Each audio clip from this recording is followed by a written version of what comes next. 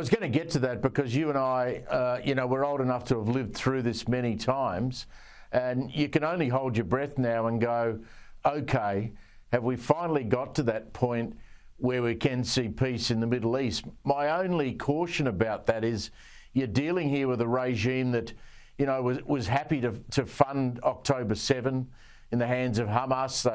They gave weapons to Hezbollah. They armed the Houthis. Can you really trust and believe that Iran is going to go, righto, that's it, peace in our time? No, I think you're asking the absolute right question. Look, I don't trust them as far as I can throw them, and that's not very far.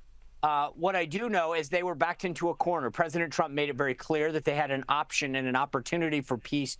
They chose not to take it. But here's what I do know, that the message that Iran got, and frankly the entire world, is that when Donald Trump has to, while it may not be his first option, he will always defend America's interests decisively and very spectacularly, as was seen on Saturday night.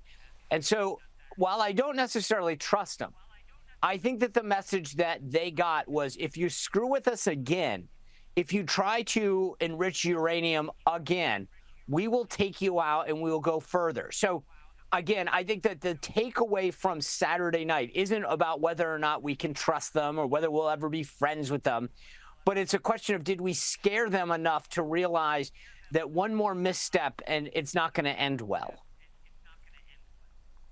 Yeah, it's really interesting, Sean. I heard a former senior military official earlier saying, what we've said to Iran and the world is, we can bomb your country and you won't even know we're coming. You won't even know That's right. in advance that something's going to happen. We can do it and you have no clue. Right. And that's the key, is that they understand that level of precision, coordination, surprise, deception that was exhibited the other night is just a taste of what could come their way. And I think that any leader, regardless of whether it's the Ayatollah or some student council president, recognizes the moment that you're in, whether or not you've got the power or not. They recognize that this wasn't an opportunity for them that they wanted to give up. It would not have ended well for them had this gone on further. So I think President Trump deserves a lot of credit. And I know, I don't know how close you guys followed it in Australia or not, but this was a political embarrassment for the Democrats in this country.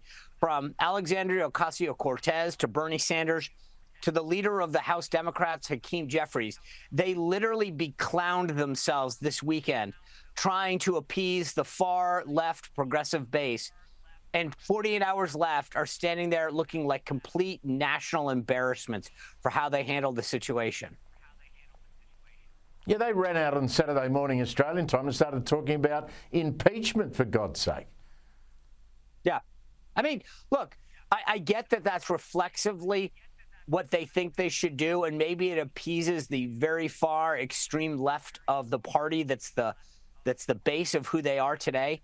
But at the end of the day, number one, it was politically stupid. It just showed how stupidly reflexive they are as opposed to thinking it through. And number two is that I think for the vast majority of Americans, it showed how unpatriotic they were. Bernie Sanders, time and time again, chooses to come down on the side of terrorists, illegal criminals, everybody but hardworking Americans. And I think that it was exposed even further this weekend who stands with the American people and who stands with the enemy. Let's take it back to Operation Midnight Hammer. Now, you've been in that operations room. It's the one where the world saw, Osama bin Laden taken out. We saw President Trump sitting there watching as the B-2s hit Fordow. That must be an incredible room to ever be in, watching a military operation as it unfolds. Yeah, there's the room itself. I've been in the Situation Room in the White House, and I've also been in what we call a makeshift SCIF, a secure compartmentalized information, facility here. When I was with President Trump and we dropped bombs in Syria during his first term, we were in a makeshift SCIF where we watched the bombs get dropped and the battle damage assessment come in. It's not just the room that's kind of an awesome thing to be part of historically, but sitting there with the President of the United States and other key national security leaders when it happens, watching the precision and expertise and professionalism of the United States military at work is just something that you can never, ever see in a movie or read in a book. Being there firsthand and watching it happen is just an awesome, awesome experience. Sean, talk to me about Israel. I mean, you know, Benjamin Netanyahu, he's got his own regional ambitions. He wants regime change in Iran. We're told, though, that a ceasefire kicked in this afternoon Australian time between Israel and Iran.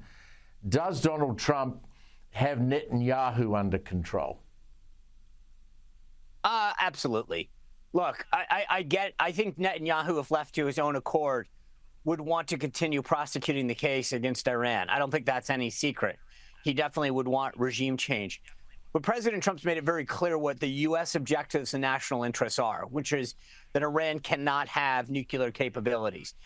He wasn't concerned about regime change. And so that's where I think Israel and the United States somewhat diverged. And Donald Trump, I think, has made it very clear to Prime Minister Netanyahu that I'll go as far as I can with you, but then there's a point at which I'm going to stop because it's not necessarily in the U.S.'s national interest. There's enough that Israel is tethered to the United States, whether it's security or financially, that I think Prime Minister Netanyahu knows where that red line is that he needs to stop.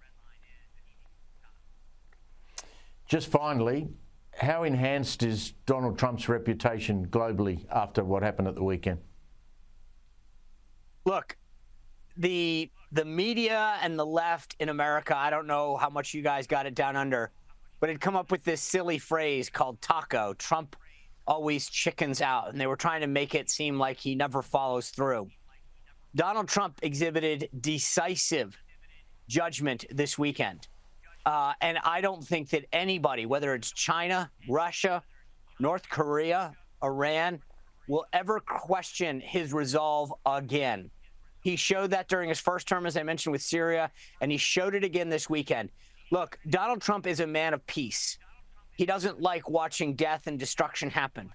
But when push comes to shove, he will always protect the American people and our national interests. And the world got to see that on display this weekend.